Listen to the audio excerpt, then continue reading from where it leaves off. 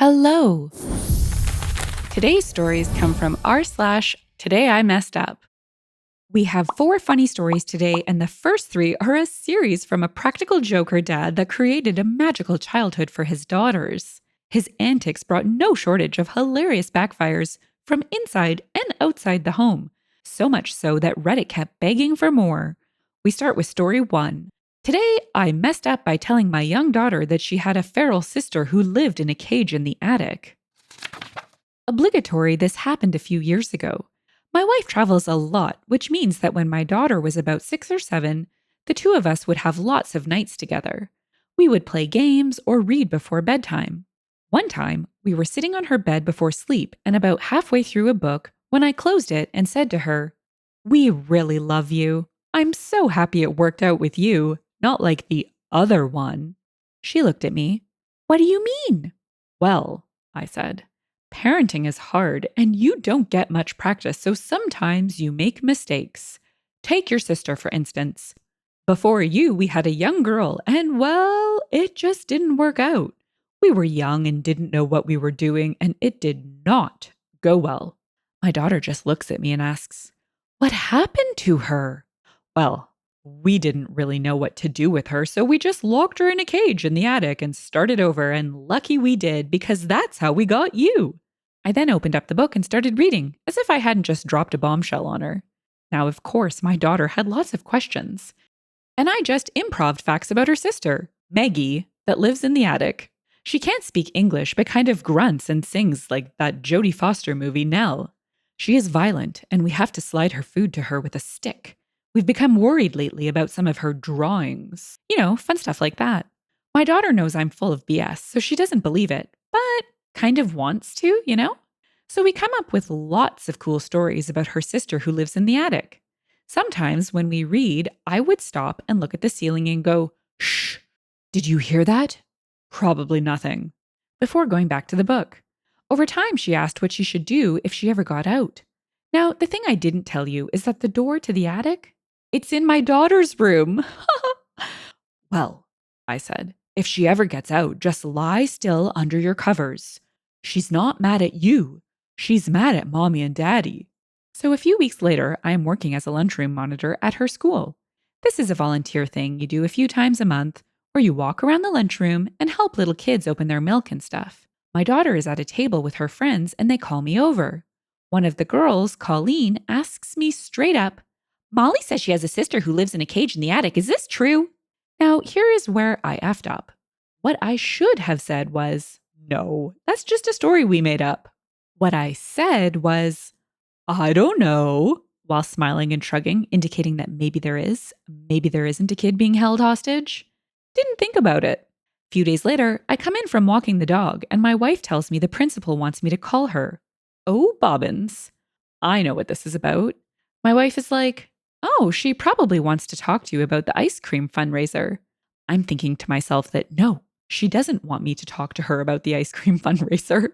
So I call, and she says something to the effect of, "Hi, first, thank you for your help with the ice cream social. So, one of our students' parents called and said she's worried because, oh, this is silly, I know, that you were keeping one of your kids in a cage in an attic. That's not true, is it?" So now I have to go and explain in detail the whole story, which sounds like I'm a psychopath and the worst parent ever. She was very good about it and understanding, and we nervously laughed it off.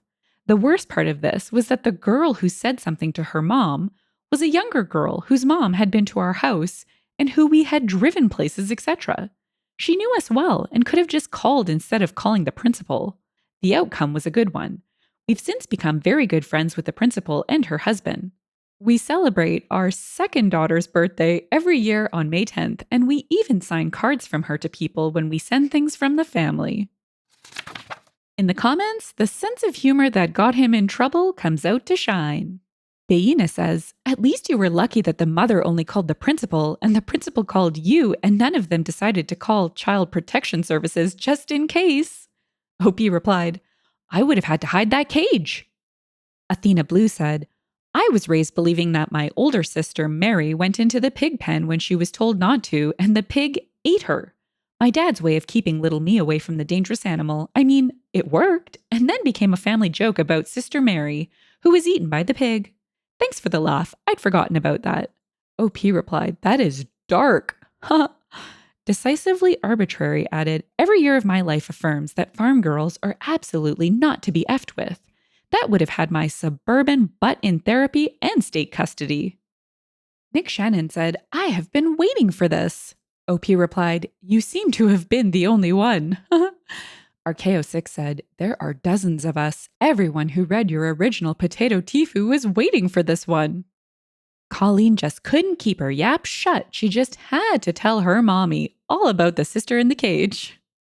This dad is hilarious. I wish I had this kind of humor in my childhood. Let's check out story 2, another tale of funny from the same OP. It is titled, Today I messed up by giving my daughter a potato for a Christmas present. Obligatory, this happened a while ago. When my daughter was 6, she was obsessed with Little House on the Prairie, which delighted my wife and me, who loved the show when we were kids. In the pilot episode, the family was so poor that each girl only got a new cup, a shiny new penny, and a potato as a gift for Christmas. My daughter couldn't stop talking about it. Now, my family is really big into taking practical jokes too far. There was the feral daughter kept in a cage prank of 2010, and the bloody Leprechaun joke of 2013. But this one really backfired on us. After she went to bed on Christmas Eve, we hid all of her real presents behind the couch and left one package in the middle of the floor. When she came down, she seemed surprised that there was only one gift, but carefully unwrapped it to reveal, you guessed it, a shiny tin cup, a brand new penny, and a potato. Attached was a note from Santa. Molly, I heard how much you love the Little House show. Here's hoping you have a very prairie Christmas. Love, Santa. She grabbed the potato and started to cry. Uh-oh, I really screwed up this time. However, it wasn't because she was upset, but because she was so happy. Even when we revealed her other gifts, she only wanted to be with her potato. She drew a face on it and carried it around with her everywhere. But it started to go bad. First, it turned green and started to sprout eyelets. Eventually, we had a very traumatic experience where the potato disappeared in the night. She's 17 now and still talks wistfully about the potato every Christmas. OP stuck around and replied to some comments. Sailor Chibi said, You know what you need to do, right? This Christmas, do the exact same thing. She'll find it hilarious and wholesome. OP replied, We actually got her a potato-shaped pillow last year.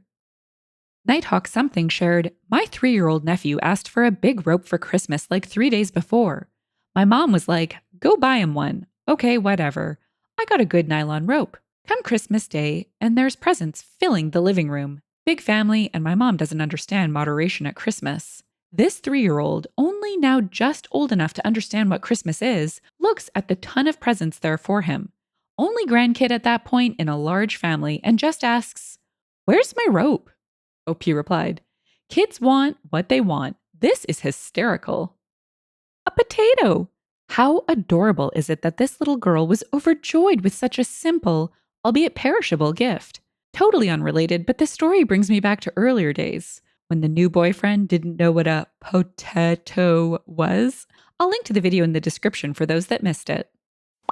Story 3 is the last from our Impractical Joker Dad. It is titled, Today I effed up by trying to convince my daughter an amputated bloody leprechaun was after her seeking revenge for a prank gone wrong.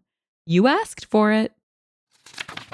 Obligatory, this happened a while ago, so many people wanted to hear this after my Christmas potato story. I thought I'd get it out there. So to start off, my family loves pranks, and we all have a very morbid sense of humor. Think Impractical Jokers meet Addams Family. Ooh, how delightful. Also, I should note, in all of these stories, my wife is usually traveling for business, which is why I seem to F up a lot. Brothers, keep your ladies close. They keep us from doing dumb stuff like this. So it's the day before St. Patrick's Day, and my daughter, who was probably like 7 at the time, told me that kids at school were making leprechaun traps. I had never heard of this tradition, but it sounded really neat. You put a box on the floor and hold it up with a stick, and put a plate of cookies in it, hoping to trap a leprechaun. The next morning, The kid sees the box, tripped, and you open it up to see that the leprechaun got away but left you a black plastic cauldron full of gold chocolate coins. Cute, right? Well, I can't ever just leave something alone. So I find the Halloween stuffed witch we have. After my daughter goes to sleep, I cut the striped leggings and pointed shoes legs, put the pointy shoes legs off, and place them as if they are coming out of the fallen box. I then take some red food coloring and Caro corn syrup from a recipe for blood I found and make drag marks from the box to the back door, leaving it open a crack. The implication is that the box amputated the leprechaun's legs and he somehow managed to drag the top half of his body away. So my daughter gets up and we go downstairs and she is shocked but still not sure what is going on. I lift the box and there is this note. Your lust for chocolate in this forsaken trap have cost me my legs, lassie, my legs. The memory of the Irish is long and vengeful. I will heal my broken body and return with my leprechaun brethren for revenge. So my daughter starts to freak out and I'm like, okay, I'll nip this in the bud. I'll tell her, Molly, it's a bad joke. It's not real. To prove this to her, I dip my finger in the corn syrup and lick it. First mess up. I didn't know this, but red food coloring is bad, like really bad. Like so bad that there is literally a no-taste red food coloring that isn't as bright, but doesn't make your cake icing taste like crap. So I put this to my lips and my face instantly cringes. So now she thinks I'm cringing because it's really blood. Takes me forever to calm her down. On the plus side, she got a lot of chocolate. I mean, a lot. Second mess up. I had a suspicion that the blood might stain my old linoleum floors, but didn't really care. We were just on the point of a total kitchen remodel, but wow, this stuff got on everything. The floors, the walls, my skin. It just would not come off. The kitchen looked like a killing field when all was said and done. Wife not happy with any of it. OP's comedy continued in the comments. Eve Newbie said, seems pretty convenient your wife happened to be out of town when your kitchen became stained with blood. OP replied, before COVID, my wife traveled much more. Since then, we both work from home. Much nicer and safer. Hot Lava Tube said, out, damn spot. Continue scrubbing leprechaun blood off your hands. Estria said, love the Macbeth reference. Thank you for making me crack up during my absolutely miserable commute today. Bugbrain04 said, next time, use cornstarch. Looks just as good, but isn't sticky like syrup is. OP replied, I've been told there is no next time. Well, that's unfortunate. I could definitely do with some more of these funny stories. As mentioned in the Christmas prank video, I'm not a prankster, but oh goodness, I get a kick out of them. Story 4 had me in full giggle mode and might be the funniest, but I will let you decide which was your favorite. The story is called, Today I Messed Up by Holding a Grudge for 29 Years Against a Kid at School Who Called Me Carrot Boy. The names, including my own, have been modified to false names. About 29 years ago, I was in the 3rd grade. I took one of the carrot packs out of my lunchbox, the kind that came with a little cup of ranch dressing. All of a sudden, this kid, Balthazar, said, Hey everyone, look, Tim is a carrot boy. Everyone at the whole lunch table started to laugh. I couldn't believe it. For some reason, that incident really stuck with me. Nobody really brought it up again, but I became self-conscious in elementary school for eating carrots. Later, I lost the self-consciousness, but all through school and into adulthood, I always thought of that and built it up in my head as this big, disrespectful insult to me. Whenever I eat carrots, the memory pops up, basically involuntarily. Whenever I see carrots, I remember Balthazar going, Hey everyone, look, Tim is a carrot boy, and hear the laughter. What you should know is that I am from a small town, and although I left, a lot of the kids I knew are still there. I saw that over the holidays there was an impromptu high school reunion event scheduled. I decided to show up. I haven't seen these people regularly in a long time. Well, who should be there but Balthazar? All of a sudden, the old anger welled up in me. I don't know what I was thinking. It seems so ridiculous now. But I saw a big tray of carrots meant for everyone at the buffet table. and I picked up the entire tray and carried it to Balthi's table. I started eating carrots angrily. Everyone at the table and surrounding tables was staring at me. I then said, "Guess I'm still a carrot boy, huh?" I almost immediately realized my F up when everyone looked at me like I was insane and had no idea what I was referencing. So I awkwardly asked Baltho and the other people around if they remembered him calling me a carrot boy in 3rd grade. And nobody did. So I was like, "This did happen. You really did call me a carrot boy." And he was like, okay, sorry, man." Somebody next to me put their hand on my arm and whispered to me, "Are you okay?" As if I was having a mental breakdown or something. I was so embarrassed that I just got up and left. Multiple people have texted me asking me if I am all right, and why did I do that? And did I really hold a grudge for some innocuous, silly remark that a 3rd grader made almost 30 years ago? When it was put to me like that, I realized maybe I was the one being weird.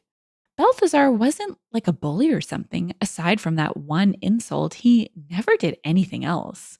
In high school, he was kind of known as being a do-gooder. I had built it up as this major incident, but nobody else even remembered it. I was horrified to find that several people from the reunion unfriended me on Facebook. I saw photos of the event and somebody had tagged me in the background as Carrot Boy. And none other than Balthazar responded to the post asking the poster to remove the tag, even though several other people had replied with laugh emojis. Now, I feel like I have made a huge fool of myself and can never show myself in this town again. Well, maybe that's okay.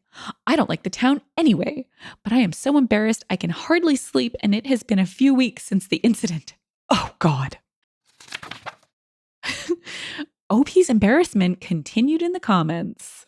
In response to, I picked up the entire tray and carried it to Belthy's table, Stokely Dokely assumed, "Oh my God, he's going to dump the carrots on his classmates."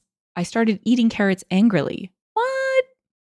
Cheddarface shared, "Goes to party. Eats all the carrots. Calls himself Carrot Boy. Refuses to elaborate. Leaves." DSM added, "Classic Carrot Boy." Laughing emoji. Arca 5 said, "That's some self-fulfilling prophecy right there." Mac Attack added, "As if I was having a mental breakdown." Well, yeah, kinda. The McMahon97 added, "Been having one for 30 years.